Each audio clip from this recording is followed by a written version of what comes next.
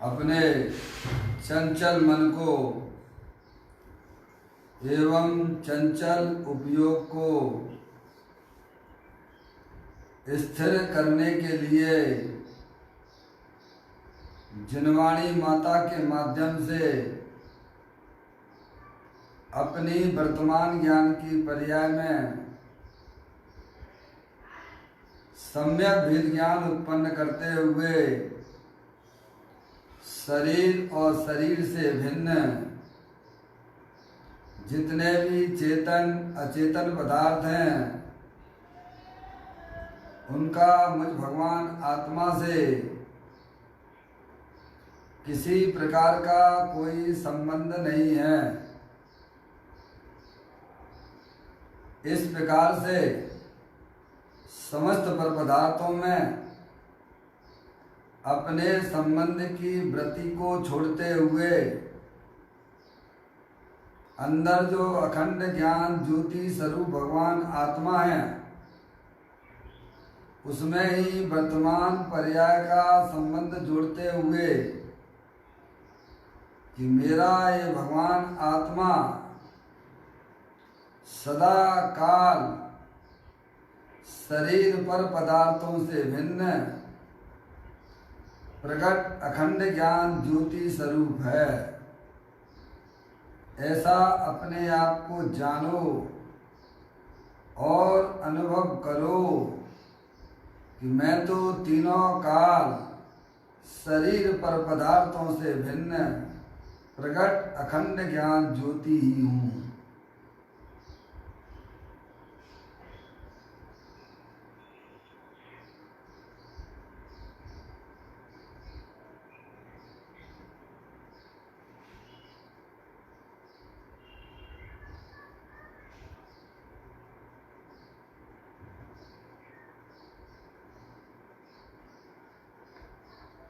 इसी प्रकार से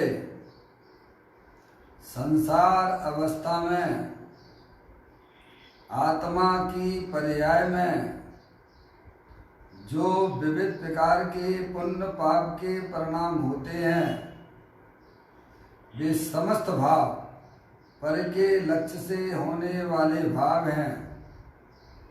वे आत्मा का स्वभाव नहीं है। ऐसे समस्त रागादिक परिणामों में एकत्व बुद्धि, ममत्व बुद्धि, कर्तृत्व बुद्धि, भोक्तृत्व बुद्धि तथा उन रागादिक परिणामों की ज्ञाता बुद्धि को भी छोड़ते हुए अंदर जो अखंड ज्ञान ज्योति स्वरूप है जो कि पूर्ण निराकुलता स्वरूप वाला है, पूर्ण वितराग आनंद वाला है, ऐसे भगवान आत्मा में शरीर रागादिक का लक्ष्य छोड़ते हुए मैं तो अखंड ज्ञान ज्योति स्वरूप पूर्ण ज्ञान आनंद मूर्ति स्वरूप भगवान आत्मा ही हूँ। ऐसा अपने आप को जानो और अनुभव करो।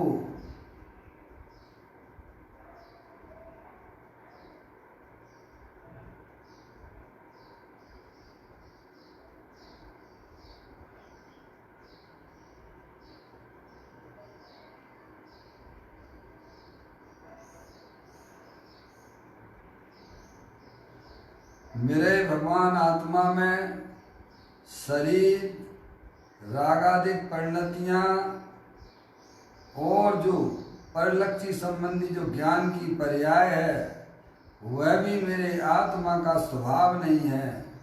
वह भी मेरी अखंड ज्ञान ज्योति स्वरूप भगवान आत्मा से भिन्न है। इस प्रकार शरीर रागादिक परिणतियाँ और परलक्षी ज्ञान की पर्याय से भी भिन्न मैं तो एकमात्र अखंड ज्ञान ज्योति स्वरूप ही हूँ। ऐसा अपने आप को जानो और अनुभव करो।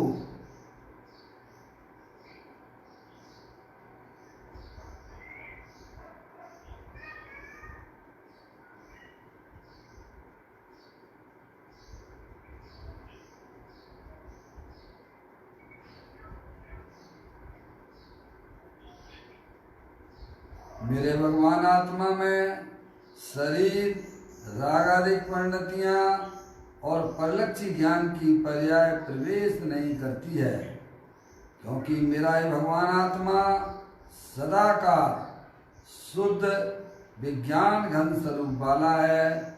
ऐसा अपने आप को जानो और अनुभव करो। मैं तो शुद्ध ज्ञान घन भगवान आत्मा ही हूँ, ऐसा अनुभव करो।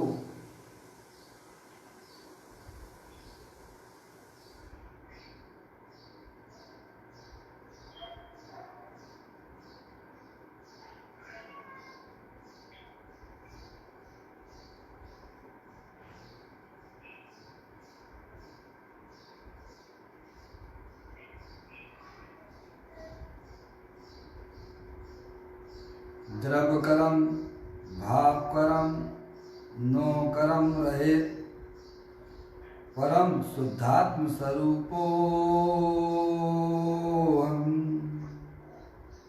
मेरा ये भगवान आत्मा ज्ञान वर्णादि 8 कर्म मोरादेश भाव कर्म शरीर आदि 9 कर्म, इन तीनों कर्मों से रहे मैं तो परम पवित्र शुद्धात्मा हूँ।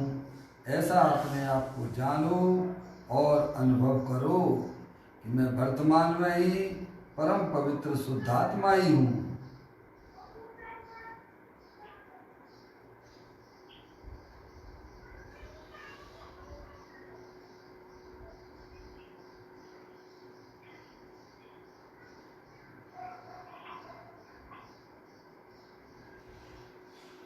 ओम नमः सिद्धेव्या। ओम नमः सिद्धेव्या। ओम नमः सिद्धेव्या। चिंतामणि सम स्वयं का चैतन्य तत्वमान है, निज का करूं मैं चिंतवन, निज का करूं श्रद्धान में।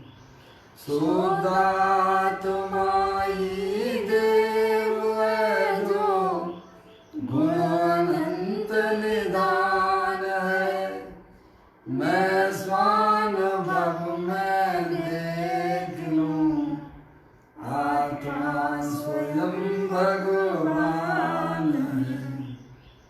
मैं स्वानुभव में देख लूं आत्मा स्वयं भगवान है।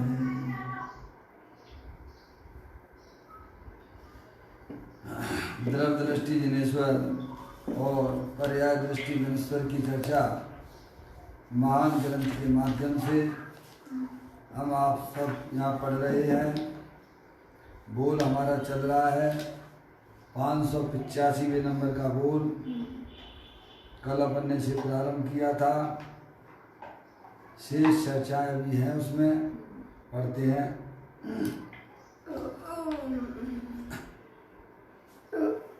दया दान आदि भावों में जो राग मंद किया है वह पुण्य है, दुख है। उस भाव में सम्यक दृष्टि को उसका स्वामित्व न होने से पुण्यानुबंधी पुण्य बंधता है, और मिथ्या दृष्टि को राग का स्वामित्व होने से पापानुबंधी पुण्य का बंध होता है। जिस भाव से तीर्थंकर नाम कर्म बनता है वह शुभराग भी दुख है। सुख रूप तथा सुख का कारण तो भगवान ज्ञायक आत्मा है। भीतर भगवान आत्मा की जो आनंद दशा है वह राग का कार्य भी नहीं है। आत्मख्याति टीका के परिशिष्ट में एक अकार काणत्व नाम की शक्ति कही है। उस शक्ति की ध्वनि 72वीं गाथा की टीका में भरी है। राग की दिशा भले ही तीर्थंकर नाम कर्म का शुभराग हो, परंतु परोन्मुख है, और वीतराग भाव की दिशा स्वान्मुख है।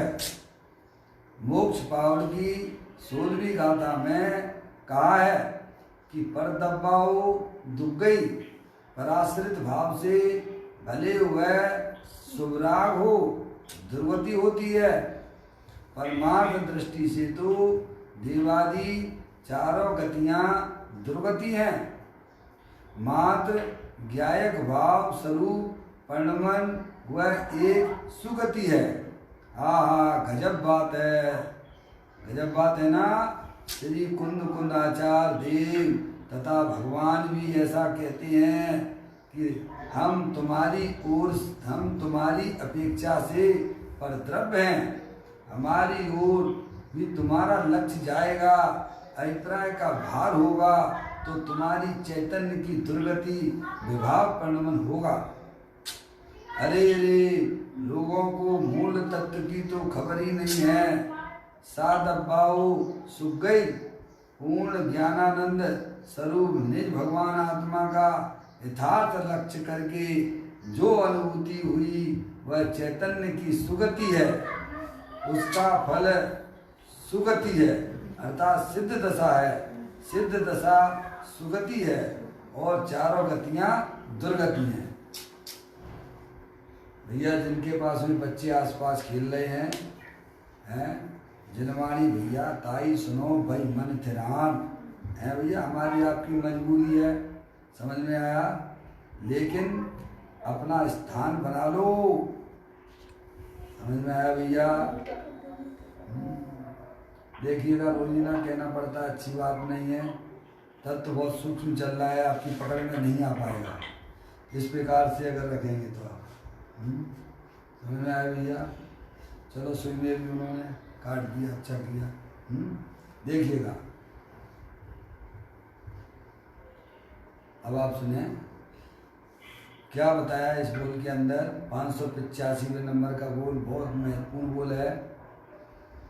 कहते हैं दया दानादिक भावों में जो राग मंद किया हुआ पुण्य है भगवान अधीन परमात्मा है, उनकी भक्ति उनकी पूजा है भैया। समझ गए नहीं आप। शास्त्र आदि पढ़ना, दान आदि देना, मंदिर आदि बनवाना, ये सब कसाई की मंदता सहित ही होते हैं। समझ गए नहीं आप भैया।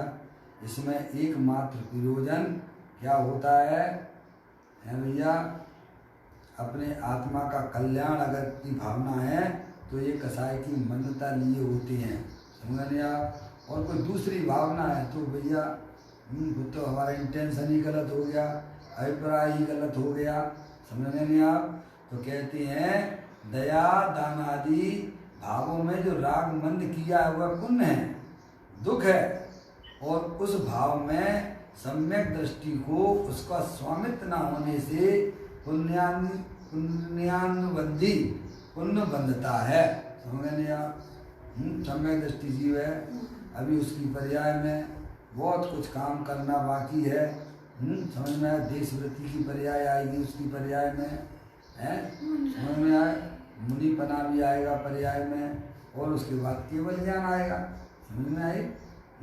अभी उसे अपनी आत्मा की प्रतीति हुई है, आत्मा का श्रद्धान हुआ है कि मैं मनुष्य नहीं हूँ, मैं स्त्री नहीं हूँ, लेकिन अभी उसकी पर्याय में शुभ भाव जो चल रहे हैं भगवान के प्रति भक्ति का, पूजा का, स्वाध्याय का, दान आदि का, ये परिणाम जो होते हैं कसाई की मंदता सहित ही होते हैं। और पंच इंद्रिय के विषयों में जो परिणाम लगते हैं वे तीव्र कसाय रूप होते हैं, वे पाप रूप परिणाम होते हैं। समझ में यार। कल अपनी चर्चा आई थी थोड़ी सी, आपको बताया था पापानुबंधी पाप का उदय है, पुण्यानुबंधी पाप का उदय, धर्मानुराग बंदी है पाप का उदय। 3 तो आपके पाप के उदय वाले बताए थे, और 3 जो है पुण्य के बताए थे। पापानुबंधी पुण्य का उदय, पुण्यानुबंधी पुण्य का उदय, और धर्मानुराग बंदी पुण्य का उदय। समझ में आया भैया? इसको है पिछली वाली ऑडियो में वीडियो में आप देख लीजिएगा। चर्चा को अपन को आगे बढ़ाना है, चर्चाएं बहुत गंभीर हैं, अभी अपन आगे चलेंगे। देखो यहाँ कहते हैं दया दान आदि भावों में जो राग मंद किया हुआ पुण्य है, भगवान की यहाँ भक्ति पूजा आदि की जा रही है, वह परिणाम जो है शुभ मंद कसाई की मंदता सहित होते हैं, समझ आप? और वहाँ पुण्य का बंध होता है, समझ आप? और वह राग जो है पुण्य भाव है, वह पराश्रित भाव होने से वह दुख रूप भी है, समझ आप? ऐसा सम्यक दृष्टि जीवों की पर्याय में होता है, समझ में आए? देशव्रति की पर्याय में भी होता है, और मुनराज की पर्याय में भी शुभ राग रह जाता है, समझ में यार? जब तक पूर्ण वितराग दशा नहीं होती है तब तक ये घटनाएं साधक जीव की पर्याय में निरंतर चला करती हैं, समझ में आप? ऐसा नहीं है ये समय दृष्टि को जो है या भगवान की पूजा भक्ति आदि का परिणाम नहीं होता है, पर वह उसे दुख रूप मानता है। क्या मानता है? ये सब पराश्रित परिणाम है। तो ऐसे जीवों को उस भाव में सम्यक दृष्टि को उसका स्वामित्व न होने से, क्या एक खास बात है, रागादिक परिणाम सम्यक दृष्टि जीवों को होते हैं, पर उनको वह अपना रूप से स्वीकार नहीं करता। क्या कहा भैया? स्वामित्व भाव से समझ नहीं आप? स्वामित्व रूप से स्वीकार तो अपना चेतनेश्वर भगवान आत्मा है। अजय भाई हैं? डॉक्टर साहब है लाइन पर? अजय भाई आपकी आवाज मेरे तक नहीं आ रही है। हाँ आ रही है। डॉक्टर साहब है लाइन पर? हाँ कोई बात नहीं है। देखो क्या है, सम्यक दृष्टि जीव है, उसकी पर्याय में भगवान की पूजा भक्ति दान आदि के परिणाम चलते सम्यक दृष्टि के। और हम कहाँ बैठे हुए हैं भैया? सोचना चाहिए है भैया। अरे ये बताने का मतलब क्या है? एक बात तो जो है सम्यक दृष्टि जीवों को जो भगवान की पूजा भक्ति आदि का जो परिणाम होता है, लेकिन वह परिणाम दुख रूप है, समझ में आया भैया? पराश्रित परिणाम है, पर उस पराश्रित कसाई की मंदता वाला जो परिणाम है उसमें सम्यक दृष्टि जीव का स्वामित्वपना नहीं होता है। क्या कहा? क्योंकि वह कर्म के उदय जनित अवस्था है, तो स्वामित्वपना कहाँ होता है फिर उसका? तो कहते वो अपना चैतन्य स्वभाव है ना, जो तीनों काल विद्यमान वस्तु है ना, समझ में आया भैया? जो ना कभी उपजती है और ना कभी नाश को प्राप्त होती है, ऐसी सिद्धों की सामर्थ्य वाली जो वस्तु है ना, जो निगूढ़ में सोई मुझ में सोई मोक्ष मजार, अंतर भेद कछु नहीं है, भेद के नहीं संसार है। स्वयं ज्ञानी की पर्याय में पर्याय है ना, वह कर्म जनित पर्यायों में स्वामित्वपना नहीं है, उनके पर्याय भी है। क्या कहा भैया? स्वामित्वपना तो अपने त्रिकालिक ध्रुव भगवान आत्मा के अंदर है। कहाँ भैया? समझ लेंगे आप? हमें भी अगर सम्यक दृष्टि बनना है, ज्ञानी बनना है, वर्तमान पर्याय में दुखी होना है, तो बताओ हमें अपनी आत्मा को जानना जरूरी हुआ कि नहीं हुआ है? जे स्वरूप समझे बिना पावे दुख अनंत, समझाऊं ते पद नमूं श्री सद्गुरु भगवंत है। हम अपनी आत्मा को भूल कर ही तो दुखी हो रहे हैं ना, समझ आया? तो सम्यक दृष्टि जीव की पर्याय में रागादिक परिणाम होने पर भी उस रागादिक परिणाम में स्वामित्वपना न होने से, अपने ज्ञायक प्रभु परमात्मा में स्वामित्वपना होने से तो उसको कौन से कैसा कर्म बन रहा है? तो कहते पुण्यानुबंधी पुण्य बंधता है। क्या होता है? क्योंकि वह निर्वांचक होकर वह उस भगवान की पूजा भक्ति से भैया जो परिणाम हुआ है वो कोई भोग की वांछा नहीं करता है। समझ आया? इच्छा रहित भावना है, वह तो स्वयं होता है उसको अपने आत्म कल्याण के मार्ग पे चला है भैया। जब तक उसकी पर्याय में राग विद्यमान है, अरे पाप का परिणाम भी होता है, पुण्य का परिणाम भी होता है सम्यक दृष्टि जीवों को आप एक एक छाया सम्यक दृष्टियों को वर्तमान युग से उठा के देख लीजिएगा। रामचंद्र जी छाया सम्यक दृष्टि थे कि नहीं थे? बोलो। हैं आदिनाथ भगवान छाया सम्यक दृष्टि थे कि नहीं थे? हैं उनकी पर्याय में पुण्य के परिणाम भी थे, पाप के परिणाम भी थे। हैं नीलांजना का नृत्य भी देख रहे थे समय, और भगवान की जो है पूजा भक्ति आदि सब चलते थे उसमें। समय सम्यक दृष्टि जी है ना भैया। हैं भरत बाग बोली जी हैं भैया, युद्ध करने भी जा रहे हैं, बताइए आप, पाप का परिणाम भी है। हैं तो कोई बात नहीं है, लेकिन उसमें स्वामित्वपना नहीं है, गजब की बात है। क्या कहा है? कोई भी रागादिक परिणाम हो, चाहे भगवान की पूजा भक्ति का परिणाम हो, चाहे वह पाप का परिणाम हो, है भैया, उनमें उसका स्वामित्वपना ना होने से, स्वामित्वपना तो अपना वह त्रिकालिक ध्रुव भगवान आत्मा है। समझ में आया? समझ नहीं यार? तो उसको जो पुण्य का बंध हुआ वो किस प्रकार का हुआ है? तो कहते पुण्यानुबंधी पुण्य बंधता है। इसमें क्या बनता है? अब उसको आगे बढ़िया बढ़िया है भैया पद भी मिलेंगे, हैं अनुकूलताएं भी बहुत कुछ मिलेंगी उसको। समझ नहीं आप भैया? जितने भी 63 शिला के पद होते हैं किनके? मिथ्या दृष्टि के होते हैं कि सम्यक दृष्टि के होते हैं? हैं सम्यक दृष्टि के होते हैं ना। तो ऐसे ऊंचे ऊंचे पद मिलते हैं। देखो महावीर भगवान के जीव को सम्यक दर्शन हुआ, शील की पर्याय में हुआ, फिर उसके बाद के उसके भव देख लीजिएगा। हैं स्वर्ग में गया है, और फिर वहां पे भी अपने आत्मा आराधना उसकी चलती रही, स्वर्ग में भी। समझ में आ गया है? फिर उसके बाद यहाँ राजा हुआ है, और फिर मुनि दीक्षा ली, और फिर आयु पूरी हुई तो फिर स्वर्ग में गया है। फिर वहाँ के जो है भैया इस प्रकार से स्वर्ग में जाना, राजा होना, मुनि होना, ये पर्यायों में वो भैया रहा उनका जीव। समझ नहीं आप भैया?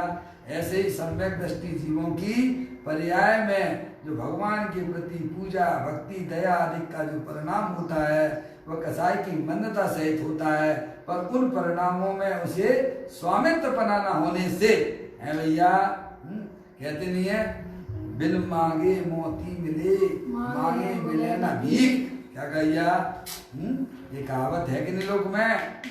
है तो ज्ञानी जीव भगवान की जो पूजा भक्ति करता है वह निर्वांचक होकर करता है, कोई विषय भोगों की वांछा उसमें बिल्कुल भी होती नहीं है। समझ में आया? इसीलिए उसको पुण्यानुबंधी पुण्य का बंध होता है। क्या कहा भैया? आगे बात समझ में। अब उसे समागम भी ऐसे ही मिलेंगे जिसमें वो अपनी आत्मा की उन्नति करता हुआ आगे बढ़ेगा। क्या कहा? हैं भोग मिलेंगे भैया, चक्रवर्ती की संपदा भी मिल जाती है, पर है भैया अपनी आत्मा की उन्नति करने वाले समागमों की भी उसके पास कोई कमी होती नहीं है। ऐसे उसको भोग मिलते हैं। समझ में आया भैया? ऐसी उसकी पर्याय हुआ करती है, उसको कहते हैं पुण्यानुबंधी पुण्य का बंध है भैया। साथ से पुण्य का बंध होता है उसको सम्यक दृष्टि जीव को। अब देख लीजिए, अब आगे की कहानी आप सुनिए आप। और मिथ्या दृष्टि को राग का स्वामित्व होने से पापानुबंधी पुण्य का उदय होता है। क्या कहिया? उसका पुण्य का उदय है, मिथ्या दृष्टि जीव है भैया। सब कुछ बाहर में अनुकूलताएं भी है। समझ में आएगी नहीं आएगी? और अब वह भगवान की भक्ति पूजा आदि कर रहा है तो कहते हैं देखो बंद तो हो रहा है पुण्य का, वह भी करता है, लेकिन वो पुण्य ऐसा पुण्य का फल आएगा कि उसे जो है बाद में अच्छे संयोग तो मिलेंगे, पर उसमें वह उसकी परिणति लगी रहेगी विषय भोगों में, कभी भी अपने आत्म कल्याण की तरफ उसे याद भी नहीं आएगी। तो इसीलिए ज्ञानी कहते उसको पापानुबंधी पुण्य का उदय। क्या है भैया? है मिथ्या दृष्टि की बात कर रहे हैं। समझ में आया? है उसकी कसाय में भी भगवान के प्रति पूजा भक्ति का परिणाम तो हुआ है भैया। आगे बात समझ में? लेकिन उसमें विषय भोगों की वांछा है। क्या है? कि भगवान की पूजा करेंगे तो हमें स्वर्ग में जाएंगे, वह भोग भोगेंगे। क्या वांछ, क्या है अंदर में इच्छा उसकी? पंचेंद्र के विषय हम दान देंगे तो हमें कैसे हम ये बढ़िया बढ़िया चीजें मिलेंगी। ये 1 पैसा दोगे तुम्हें 10 लाख मिलेगा, है भैया? है कि नहीं ऐसी कहावत है? तो वह उसकी कसाई की मान्यता होने पर भी है पुण्य का बंध तो उसने किया, लेकिन वह पुण्य में पाप का बंध करेगा। क्या करेगा भैया? उन संयोगों में पुण्य के उदय में वांछा की ना तूने भैया, तो उसका फल भी मिलेगा। हर परिणामों का अपना अपना हर समय का हिसाब हुआ करता है भैया। चाहे आपका कैसा भी बाहर में पाप का उदय हो, कैसा भी पुण्य का उदय हो, पर आत्म कल्याण में हर समय आप कर सकते हो। समझ आया भैया? हैं?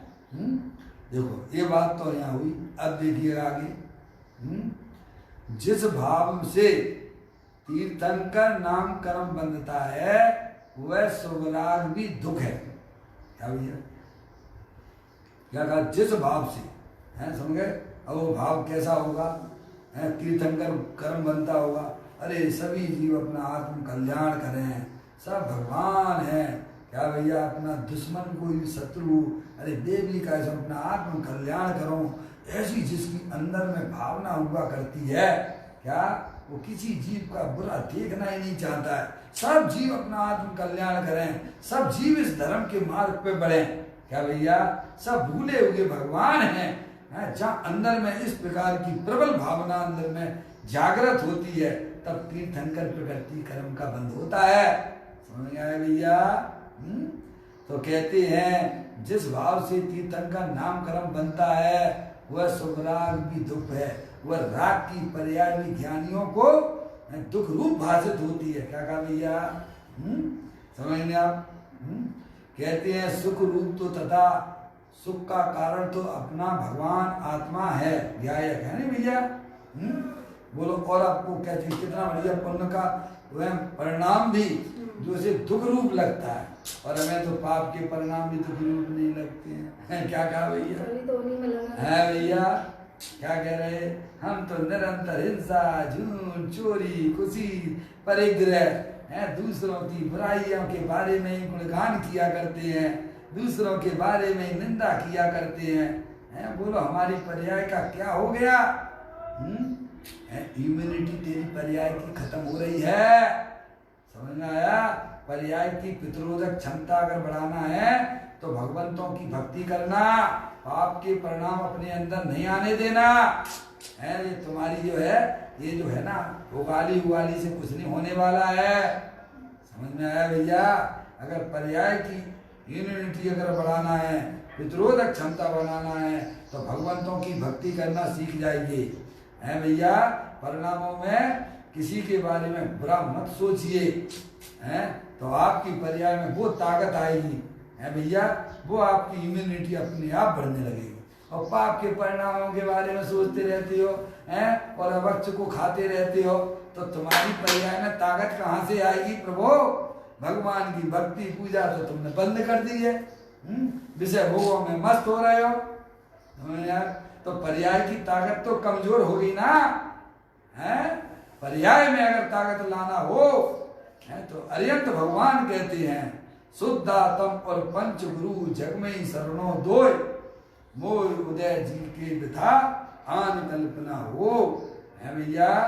तो यहाँ कहते अपने परिणामों को पवित्र करिए, अपनी परिणामों को मलिन मत होने दीजिए। ये हमारा आपका कर्तव्य है कि नहीं है? बोलो भैया। आप कितना भी बढ़िया बढ़िया खा लो भैया, हैं, लेकिन परिणाम रखो गंदे, तो उनका रिजल्ट क्या आएगा? हैं? कहाँ से तुम्हारी पर्याय में ताकत आई? हैं? पर्याय में ताकत आती है, हैं, पर्याय को पवित्र होने से। हैं? समझ में आ गई ना भैया? और वह पवित्रता आती है भगवंतों की भक्ति से और अपने आत्मा के शरण लेने पर आती। समझ में आया भैया? अब दोनों ही चीजें हमने छोड़ दी हो तो बताओ, हैं, उसका क्या भरोसा? अब क्या होगा उसका? दोनों ही चीजें छोड़ के बैठ गए भैया। एकांत पाप में खाओ पियो, है, मस्त हो जाना, टीवी देखते रहना, मोबाइल में अपने उपयोग को लगाना। है, मैं तो देखता हूँ भैया, जब कभी सफ़र करता हूँ तो ऐसे ऐसे सभी छोटे से लेके बड़े तक हैं, बच्चा चाहे जो है भैया हैं 1 साल का हो 1.5 साल का हो, वो भी मोबाइल पकड़े हुए रहता है, क्योंकि संस्कार उसे मोबाइल के दिए जा रहे हैं। और उससे अगर आप मोबाइल छुड़ाओगे ना तो रोने लग जाएगा। क्या होगा? ज्ञान कहाँ लगा रहा है वो?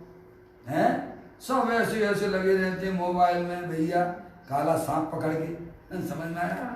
ज्ञान लगाना था अपने आत्मा में और लगा रहे हो तुम पर द्रव्य में, तो तुम्हारी पर्याय में पितरोधक क्षमता कैसे बढ़ेगी? मुझे आप बताइए। ज्ञानी कहते हैं अज्ञानी का ज्ञान अनंत घे पी रहे हैं। क्या भैया? और ज्ञानी अनंत घेयों को पी के बैठा है। समझ में आया? ऐसा कोई सम्यक दृष्टि और अज्ञानियों का स्वरूप हुआ करता है। तो कहते हैं भैया जिस भाव से तीर्थंकर नाम कर्म बनता है वह सुख राग भी दुख है और दुखदा देखिए सुख रूप तथा सुख का कारण तो भगवान ज्ञायक आत्मा है। क्या बोलो? समझ आया? सुख का कारण कौन है? अपना भगवान है। हमें तो क्या मानते हैं सुख का कारण भैया? अपने अपने अपने अपने परिणामों को टटोलना। जिनवाणी एक दर्पण है, उसमें अपना चेहरा देख लेना, अपने परिणामों को पहचानना, दूसरों की तरफ उंगली ना उठाना है भैया। कहते हैं सुख रूप तथा सुख का कारण तो भगवान ज्ञायक आत्मा है, जो हमारे आपके सबके पास में उपलब्ध है? हम आप सब आत्मा ही तो है ना, है भैया? ये शरीर तो मुर्दा है ना, और ये रागादिक परिणतियां जो विविध प्रकार की इच्छाएं उत्पन्न होती हैं वे हर समय आकर मिट जाती हैं, पर मैं तो जिंदा रहता हूं ना, है भैया? देखो सिद्ध भगवान के पास में देख लीजिएगा, हैं साधक दशा में शरीर था, हैं रागादिक परिणतियां भी थी, सब चली गई नहीं चली गई, वहाँ क्या बचा? वहाँ पे क्या रह गया भैया? जो था वो रहा, है भैया? समझ? बाकी तो सब है। ये तो जबरदस्ती की मान्यता वाली बात है भैया। मैं मनुष्य हूँ, मैं स्त्री में तो चेतनी सर भगवान आत्मा हूँ। ऐसे अंतरोन्मुखी उपयोग के द्वारा उसका सेवन करना तो पर्याय में अतीन्द्रिय आनंद की प्राप्ति होती है। ऐसा पुरुषार्थ हमारे अंदर जागृत हो। अरिहंत परमात्मा कहते हैं कि वह चैतन्य वस्तु सुख स्वरूप है, आनंद स्वरूप है, ज्ञान का भंडार है। क्या भैया? समझा? अरिहंत परमात्मा पे विश्वास नहीं है भैया, तो तुम किस पे विश्वास करोगे? अपने गुरुओं पे तुम्हें विश्वास नहीं है तो किस पे विश्वास करोगे भैया? उन मोही जीवों से करोगे क्या? हैं? कहते हैं सुख रूप तथा सुख का कारण, सुख रूप और सुख का कारण तो भगवान ज्ञायक आत्मा है। भीतर भगवान आत्मा की जो आनंद दशा है वह राग का कार्य भी नहीं है, हैं? भगवान की पूजा भक्ति से नहीं प्राप्त हुई है। क्या कह रहे हैं? समझ गए आप? वह जो आत्मा में जो अतीन्द्रिय आनंद की पर्याय प्रकट हुई है वह पराश्रित राग के कारण से नहीं हुई है, वो अंदर में देखने से हुई है। कहाँ से हुई है? जब उपयोग अंदर गया है। देखो आपके सामने तो स्पष्ट उदाहरण भी है। गौतम बड़कर को तो आपने सुना ही होगा। कौन थे वे? 500 शिष्य के गुरु। अरे भाई कौन थे गौतम बड़कर? समझ में आया? महावीर भगवान के गौतम बड़कर थे कि नहीं? है भैया? समझ में आया? और भगवान महावीर की दिव्य ध्वनि कितने साल तक सुनी? 30 वर्ष। भगवान महावीर की दिव्य ध्वनि गौतम गर्दन ने कितने साल तक सुनी भैया? 30 वर्ष।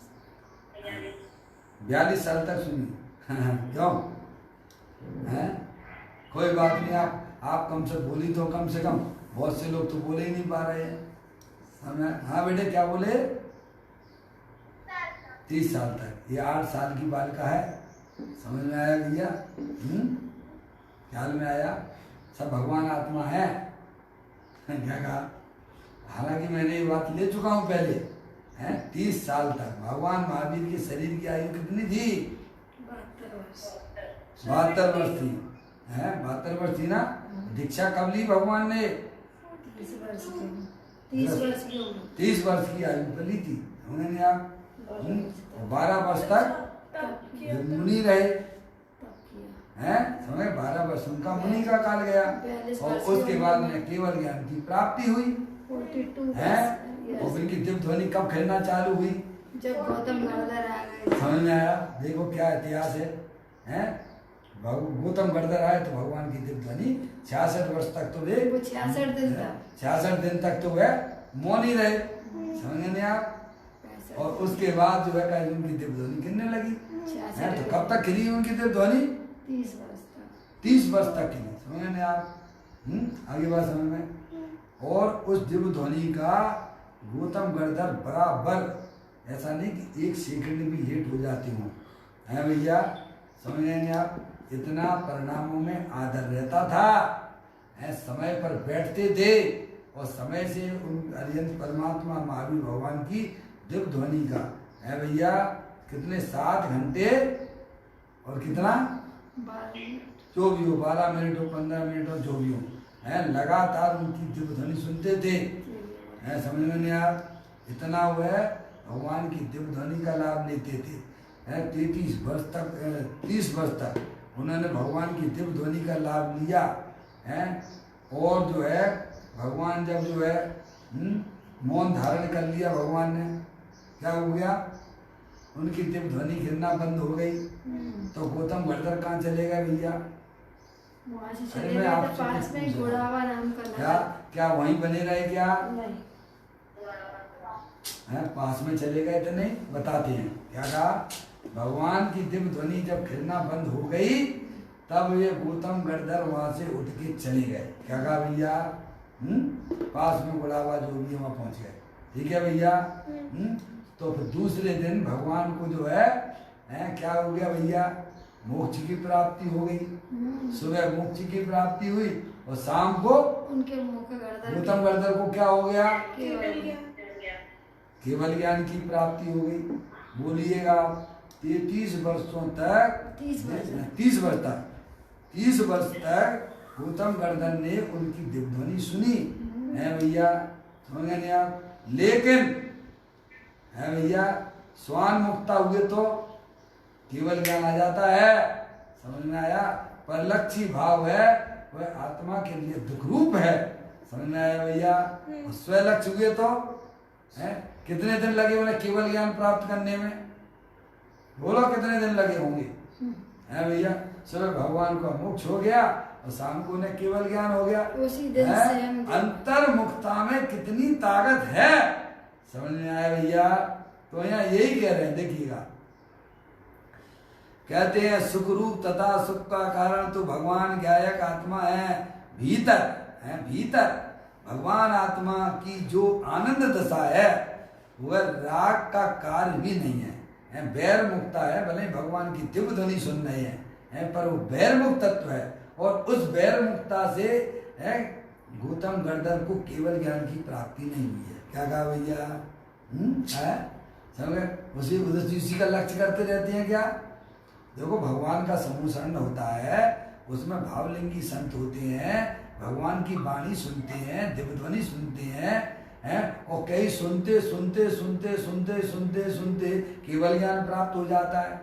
तो भगवान की दिव्य ध्वनि सुनते सुनते केवल ज्ञान हुआ है कि अपने आत्मा का लक्ष्य करते करते केवल ज्ञान की प्राप्ति हुई। आत्मा का लक्ष्य करते पर बाहर में कैसा लगेगा आपको?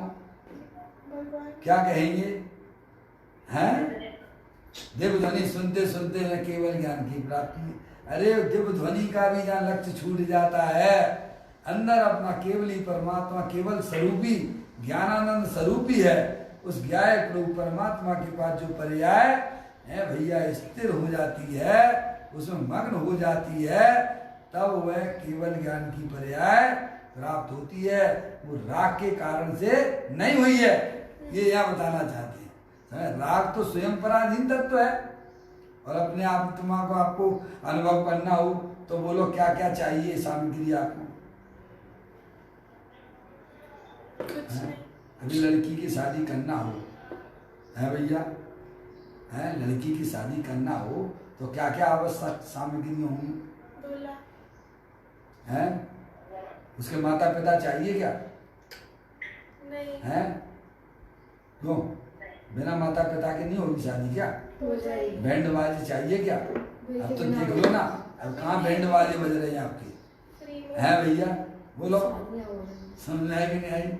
अरे भाई बर चाहिए, बस क्या चाहिए आवश्यक सामग्री? ऐसे ही भैया आत्मा का अनुभव करना हो तो पर्याय भी आपके पास में है, और त्रिकालिक ध्रुव भगवान आत्मा भी आप हो, बस आपको हमको ज्ञान नहीं है, इसीलिए बार भटकते फिरते हैं, पांच इंद्रिय के विषयों में सुख ढूंढते रहते हैं। भगवान सुखी कर देंगे भैया, भगवान कैसे सुखी कर देंगे? भगवान अगर सुखी कर दें तो भगवान की आत्मा में जो सुख नाम का गुण है तो फिर क्या हो जाएगा? उनका सुख खत्म हो जाएगा, दवाई में आ जाएगा। क्यों भैया? ये धेले नेले की व्यवस्था है क्या? नहीं। है? कुछ विचार नहीं करते हम, हैं? यहाँ कहते हैं सुख रूप है, सुख रूप तथा सुख का कारण तो भगवान गायक आत्मा है।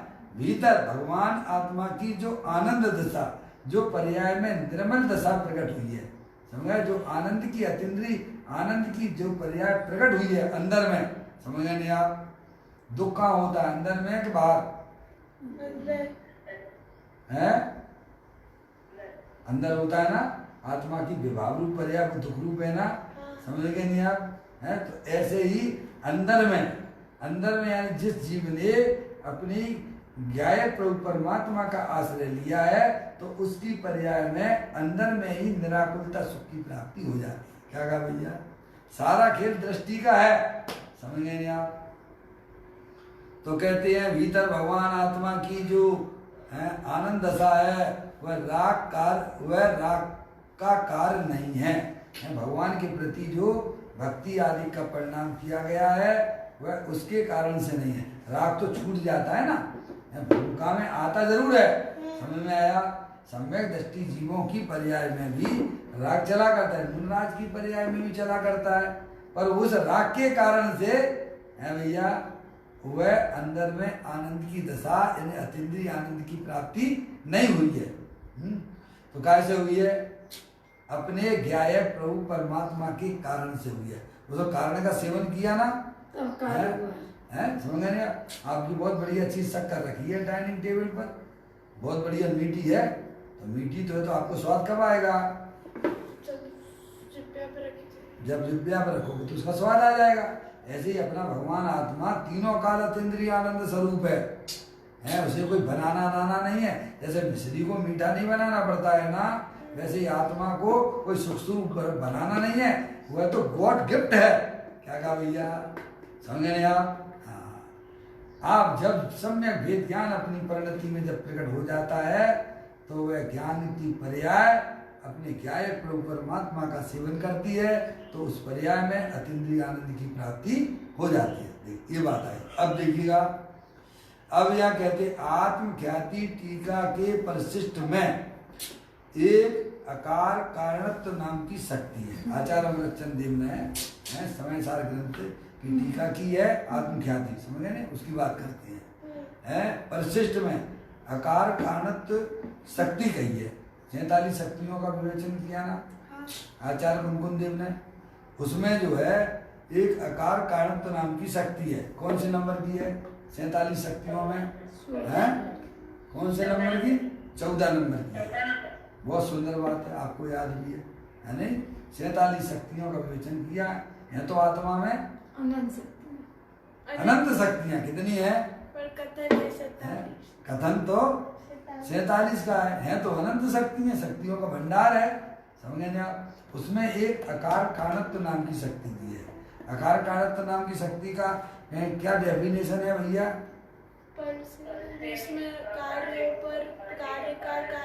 बहुत सुंदर बात है। पर से न इसमें कार हो, पर कार्य का कारण ना हो, है तो ये अकारण कारणत्व नाम की शक्ति है, आत्मा में ही है, किसी और भी पदार्थों में, द्रव्यों में भी है? आत्मा में ही है। हाँ जी, नहीं, हैं? सभी ये द्रव्यों अकारण में। कारणत्व नाम की जो शक्ति आचार्य अमृतचंद देव ने बताई है, तो ये आत्मा में ही है कि और भी पदार्थों में भी है? सभी में है, सब छह पदार्थों द्रव्यों में। हैं? सभी पदार्थों में ना बेटे? हाँ, समझ गए। और मैंने देखो ये किया, मैंने इसको बनाया, तो अरे इसमें हर द्रव्य में, खुदिकल द्रव्य में भी अकार कारणत्व नाम की शक्ति है। ये अकार कारणत्व नाम की शक्ति है, इसीलिए तो सुंदर व्यवस्था बनी हुई है। एक द्रव दूसरी द्रव की पर्याय का करने वाला नहीं है, दूसरा द्रव भी कई समय आपकी पर्याय का करने धरने वाला नहीं है। आत्मा में जो रागादिक परिणति होती है वह कर्म के कारण से होती है ना? अरे बोलो। नहीं, हैं? समझ आया? हाँ, बहुत सुंदर आपने सोच विचार किया। इतनी बढ़िया सोच हमारे अंदर होना चाहिए। हैं? हम तो रोते रहते हैं, हमारे कर्म का उदय ऐसा चल रहा है, रोते रोते जाओगे भैया मरे की खबर लाओगे, क्या तुम्हारी पर्याय में अच्छी पर्याय आने वाली है? हैं? हर पर्याय स्वतंत्र है और उस पर्याय का कर्ता धर्ता हुआ स्वयं पर्याय है। और हम आरोप लगाते कि कर्म के कारण से कहते हैं वह व्यवहार है, परमार्थ में तो वह पर्याय स्वतंत्र है। समझ आई? तो ये आपने कर्म के कारण से हमारी आत्मा की पर्याय में राग की पर्याय नहीं होती है, तो आपने अकार कारणत्व नाम की शक्ति को माना। क्या माना? और कर्मों के कारण से राग होता है, तो क्या किया आपने? हैं? जो अपने अपने बच्चे को बहुत समझाते हैं, और कोई बच्चा समझ जाता है तो अपन क्या करते हैं, देखो मैंने इसको समझाया था ना, इसकी समझ में आ गया। क्यों आ गया कि नहीं आ गया? समझ में आया? ज्ञानी जानता है कि एक द्रव दूसरे द्रव को समझा सकता नहीं है, क्योंकि हर द्रव्य के अंदर अकारण कारणत्व नाम की शक्ति विद्वान है। समझ आया भैया?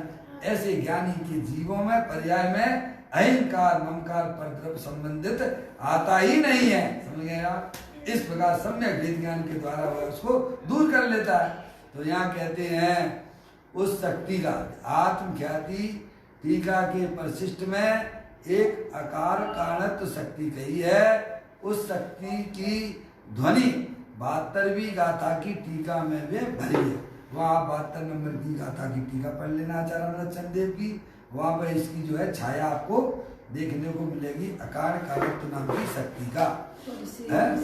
देखिए राग की दिशा भले ही, अब देखिए राग की दिशा भले ही तीर्थंकर नाम कर्म का शुभ राग हो, परंतु परान्मुख है।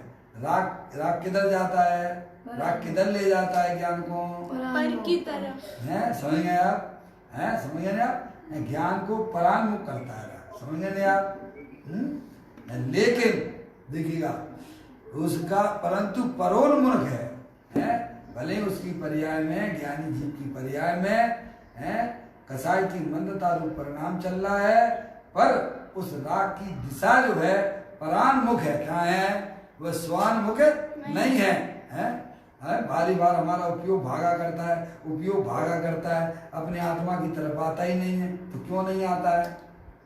क्योंकि वह कसाय से आंदोलित हो रहा है। इससे हो रहा है कसायों की रुचि है हमें, तो हमारा उपयोग इसीलिए निरंतर है। कसायों में अपनापन पड़ा हुआ है, नहीं है जब में कसाय तो भैया वो रहेगी ना भूमिका अनुसार। ऐसा थोड़ा कि तुम सीधे सिद्ध परमात्मा बन जाओगे। हर चीज का क्रम होता है कि नहीं होता है? बच्चा छोटा होता है जो भी है केजी प्री केजी है, फिर उसके बाद फर्स्ट सेकंड जो भी चलते हैं पढ़ाई के लेवल है, एकदम कोई इंजीनियर डॉक्टर बनता है क्या? नहीं है। समझे आप? तो ऐसे ही धर्म की पढ़ाई भी है। समझेंगे नहीं आप? तो यहाँ कहते हैं देखिएगा तीर्थंकर नाम कर्म शुभ राग हो, परंतु वह परोन्मुख है, क्योंकि जो राग की पर्याय है वह वास्तव में वह वैरमुख तत्व है। ठीक है? पर के सन्मुख वह ज्ञान काम कर रहा है। समझ गए? अच्छा भले ही तीर्थंकर प्रकृति का है, इससे बड़ा और पुण्य क्या होगा? समझ गए आप? तो कहते वह भी परान्मुख है। अब देखिएगा, और वीतराग भाव की दिशा स्वसन्मुख है। अपना भगवान आत्मा कैसा है? वीतराग स्वरूप है। हरगढ़ अंतर जिन वसी, हरगढ़ अंतर जैन, मध मदरा के पान से मत वाला समझे नहीं। प्रत्येक आत्मा वीतराग आनंद स्वरूप है। समझ गए नहीं आप? और उस पर्याय में जो आनंद की प्राप्ति हुई है, तो उसके ध्यान की दिशा किधर होगी? है भैया, राग की दिशा बहिर्मुख होती है, और अपने वीतराग स्वरूप जो भगवान आत्मा तीनों काल विद्यमान है, उसकी दशा स्वसन्मुख होती है। ये बताया उन्होंने। कहते हैं वीतराग भाव की दिशा स्वसन्मुख है। अब इसी बात को वहां पर आपकी अष्टपावली है, अष्टपावली ग्रंथ है आचार्य कुंकुम देव का, उसमें मोक्ष पावल की 16वें नंबर की गाथा है। वो भी रेफरेंस यहाँ दिया उन्होंने। मोक्ष पावल की 16वीं गाथा में कहा है कि पर दब्बाओ दुख गई है पराश्रित भाव से। क्या होंगे नहीं आप? पर दब्बाओ दुख गई। पर दब्बा यानी अरियंत परमात्मा आदि की जो भक्ति का परिणाम है, वह क्या है? पराश्रित भाव है। और उस पराश्रित भाव से है भैया कहाँ जाओगे? अरे उन 5 पांडवों को देखो ना, जो मुनि अवस्था में थे ना, 3 तो चले गए मुक्ति में, और 2 मुनि कहाँ चले गए भैया? स्वर्ग में। उनका प्रमोशन हुआ कि डिमोशन हुआ? डिमोशन हो गया। अरे बोलो, 5 पांडव मुनि अवस्था में थे, उपसर्ग उनके ऊपर हुआ, और 3 तो मुक्ति को चले गए हैं। 3 ने तो इतना पर्याय में विकास कर लिया, और 2 ने क्या किया? उनके ऊपर प्रीति राग आया, वात्सलता का परिणाम आया, और फिर वे कहाँ गए? 2 हैं। प्रमोशन हुआ कि डिमोशन हुआ? बोलो क्या हुआ? डिमोशन हुआ ना। हैं, वहाँ देव गति में गए, सर्वा सिद्धि में गए हैं, 33 सागर तक रहे। समझ में आएगी नहीं? और कितने का समय, वो तो एक अलग है। फिर उसके बाद फिर वे मनुष्य होंगे, और फिर जाके का समय मोक्ष को पधारेंगे। और उनके साथ ही 3 हैं प्रमोशन कर गए पर्याय में। कितना प्रमोशन कर गए हैं? अनंत दर्शन, अनंत ज्ञान, अनंत सुख, अनंत वीर है कि पर्याय का भोग कर रहे हैं। बोलिए आप हैं। तो राग जो है इसीलिए करे पर दब्बाओ दुख गई है। संसार में रुल रहे ना अभी भी, समझे नहीं आप? तो पर दब्बाओ दुख भी, चाहे भगवान की भक्ति का पूजा का भी परिणाम, जबकि उत्कृष्ट जाति का है वो, समझे नहीं आप? लेकिन भाई साहब राग है ना, तो राग तो संसार का कारण ही होता है ना, है? वीत रागता अपने आत्मा में डटे रहे। क्या डटे रहे? कैसा भी उपसर्ग आया, लेकिन वे कमट देव पर डटे रहे अपनी। कमट का जो है पार्श्वनाथ भगवान का जीव, कमट ने खूब उपसर्ग किया, पर पार्श्वनाथ भगवान का जीव क्या हुआ? बिल्कुल डटे रहे अपनी आत्मा के प्रति। समझे नहीं आप? तो क्या केवल ज्ञान प्राप्त कर लेते हैं, मुक्ति प्राप्त कर लेते हैं? तो यहाँ यह कहा जा रहा है कि 16वें नंबर की गाथा मोक्ष पावल की है, उसमें ये कहा गया है पर दब्बाओ दुख गई, पराश्रित भाव है। वहां पर बिल्कुल भी स्वाधीनता पर्याय में नहीं है। जितना जितना राग है उतना पराश्रित भाव है, और जितना जितना अपने आत्मा का आश्रय है वह वीतराग स्वरूप है, वह स्वभावलंबन है, उतना उस पर्याय में आनंद भी है। समझ आई? भले वह शुभ राग हो, दुर्गति होती है। देखो दुर्गति हो गई कि नहीं हो गई? कहाँ गए? स्वर्ग में, सर्वासिद्धि। 2 मुनि कहाँ गए? स्वर्ग में। और 3 मुक्ति को प्राप्त कर गए, जबकि सुख विकल्प था वो। समझे नहीं आप? पर्याय दृष्टि से तो देखिए, पर्याय परमार्थ दृष्टि से तो देवादि चारों गतियां दुर्गति हैं। परमार्थ वास्तव में अगर देखा जाए तो देवादि चारों गतियां क्या है? कौन सी गति बढ़िया है भैया? कोई सी भी अच्छी नहीं है। क्यों? चारों गति दुर्गति है। पंचम गति, पंचम गति है वो गति जो है पंचम गति वो है वास्तव में वो गति जो कैसी है? शुभ गति है। बाकी 4 गति सब दुख रूप है। समझना? और इन गतियों में हमारा आत्मा अनंत काल से यही रह रहा है। कहाँ रह रहा है? एक बार भी उसने पुरुषार्थ जागृत नहीं किया है, कभी देव गति में आता है, कभी नरक में आता है, कभी त्रिंच में पड़ा रहता है। इन गतियों से निकलने की कला सीखो, है समझे। इस भव समुद्र से निकलने की कला एक अध्यात्म विद्या है, समझे यार। जिनेन्द्र देव द्वारा बताया गया तत्व है, समझे यार। तो कहते हैं परमा दृष्टि से तो देवादि चारों गतियां दुर्गति हैं, मात्र ज्ञायक भाव स्वरूप परिणमन वह एक ही सुगति है। कहा भैया, गति किसे कहते हैं? परि जीव की अवस्था विशेष। बहुत बढ़िया है। गति किसे कहते हैं? जीव की अवस्था विशेष का नाम गति है। सिद्ध परमात्मा कौन सी गति में है? पंचम गति है। गति सुन के अपन को ये नहीं लगना चाहिए है भैया कि चार गतियां पांच कहीं हैं, समझ आए भैया। यानी गति किसे कहते हैं? आत्मा की अवस्था विशेष का नाम गति है। और यहाँ कहते ज्ञायक भाव स्वरूप परिणमन वह एक ही सुगति है। क्या? अपने ज्ञायक रूप परमात्मा का आश्रय लेना, वही वास्तव में आत्मा के लिए सुगति है। देखो गेहूं है ना, है भैया, चक्की में आप डालते हो ना गेहूं, है डालते हो ना, तो जो गेहूं इधर उधर पड़ता है दो पार्टों के बीच में, तो वो गेहूं के दाने कैसे हो जाते हैं? चकनाचूर हो जाते हैं। और जो गेहूं उस एक्सियल स्थिर वस्तु के पास में रहता है वह पूर्ण रूप से सुरक्षित रहता है। ऐसे ही आत्मा की पर्याय जहाँ निरंतर पर प्रभावों का लक्ष्य कर रही है, तो उसकी पर्याय में चकनाचूर चार गतियां हो रही हैं हर समय। और जो पर्याय अपने स्थिर वस्तु का आश्रय लेती है वह सुगति है। क्या कहा भैया? अभी हमारे हाथ में है सब कुछ। क्या भैया? सब अपने हाथ में है। हम जहाँ अपने आत्मा को ले जाना चाहते हैं वहाँ आप ले जा सकते हो, लेकिन चार गतियों में तो अनंत काल से घूम रहे हो, पर का लक्ष्य करके, पर को अपना मानकर।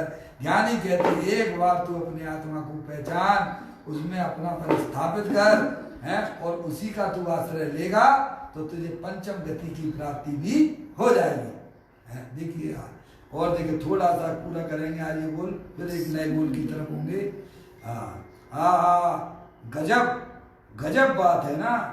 श्री कुंद आचार्य देव तथा भगवान भी ऐसा कहते हैं। कहाँ किधर अपनी पर्याय को ले जाओ? अपने आत्मा की तरफ ले आना है भैया। ऐसा कहते हैं हम तुम्हारी अपेक्षा से परद्रव्य है। कौन कहते हैं? हरिजन परमात्मा कहते हैं। आचार्य कुंद देव ने कहा है परदब्बा हो दुख गई और सादब्बा हो सुख गई है। तुम्हारी अपेक्षा परद्रव्य है, ऐसा भगवान कहते हैं। हमारी ओर भी तुम्हारा लक्ष्य जाएगा। कौन कह रहे? इसको वास्तविक भगवान कहते हैं। यहाँ भगवान भक्त नहीं बनाते हैं, भगवान बनाते हैं भक्तों को। समझ में आए भैया? हमारी ओर भी तुम्हारा लक्ष्य जाएगा, अभिप्राय का भार होगा तो तुम्हारी चैतन्य की दुर्गति विभाव परिणमन होगा। देखो हर माता पिता अपने बच्चे को स्वाधीनता की शिक्षा देता है, पराधीनता की शिक्षा देता है क्या? है? जो पराधीनता की शिक्षा माता पिता देते हैं वह वास्तव में वो बच्चों के दुश्मन हैं। कौन है भैया? समझे? स्वाधीनता की शिक्षा देते हैं। ऐसे ही अरिहंत परमात्मा अपने भक्तों को पराधीनता वाली शिक्षा नहीं देते हैं। वे कहते हैं तुम हमारी तरफ मत देखो, तुम अपनी तरफ देखोगे तो तुम्हारी पर्याय में निराकुलता अतीन्द्रिय आनंद की प्राप्ति होगी। वे ही वास्तविक भगवान हुआ करते हैं। देखिएगा हमारी ओर भी तुम्हारा लक्ष्य जाएगा, ऐसा भगवान और आचार्य कुंद देव कहते हैं। हमारी ओर भी तुम्हारा लक्ष्य जाएगा, अभिप्राय का भार होगा तो तुम्हारे चैतन्य की दुर्गति विभाव रूप परिणमन होगा। अरे रे लोगों को मूल तत्व की तो खबर ही नहीं है। गुरुदेव श्री कहते हैं सात अब्बाओ सुख गई पूर्ण ज्ञानानंद स्वरूप निज भगवान आत्मा का यथार्थ लक्ष्य करके ही जो अनुभूति हुई वह चैतन्य की सुगति है। अपना ज्ञाय प्रभु परमात्मा तीनों काल सिद्धि की सामर्थ्य वाला है, अनंत शक्तियों का भंडार वाला है। और यही अरिहंत परमात्मा कहते हैं कि तुम मेरी तरफ ना देखो, मैंने तुम्हें जो चैतन्य वस्तु बताई है जग को दे दी जग की निधियां दिन रात लुटाया करते हैं। ऐसे गायक प्रभु परमात्मा का लक्ष्य करोगे तो तुम्हारी पर्याय में सुगति होगी, तुम्हारी पर्याय में अतीन्द्रिय आनंद की प्राप्ति होगी और अल्पकाल में पंचम गति की प्राप्ति भी हो जाएगी। क्या भैया? ऐसी ऐसी शिक्षा देते हैं भगवान और गुरु, उन्हें गुरु कहते हैं। समझा भैया? चैतन्य की सुगति है, उसका फल सुगति है, अर्थात सिद्ध दशा है। सिद्ध दशा सुगति है और चारों गतियां दुर्गति हैं। इन चारों गतियों से निकलने की कला हमें सीखना चाहिए, जो माँ जनवाणी माता हमें समझाती है, बताती है, उसको हमें भली बात उसका स्वाध्याय करके अंतरोन्मुखी उपयोग के द्वारा, सम्यक वेद ज्ञान के द्वारा अपने गायक प्रभु परमात्मा का आश्रय लेना, यही वास्तव में पर्याय में होने वाली सुगति है और यही पर्याय की वास्तव में पर्याय का कल्याण है। पर तरफ की तरफ जाना ये आत्मा के लिए दुर्गति है, चार गतियों का निमंत्रण देना है। ऐसी कला करके जाओ जो कभी इन चार गतियों में कभी भ्रमण हमको करना ना पड़े। इस प्रकार ये सुंदर चर्चा हमने आपने पढ़ी 585वें नंबर के बोल के माध्यम से। फिर एक नए बोल के साथ में कल अपन स्वाध्याय करेंगे। अभी अपना यह समय हो गया।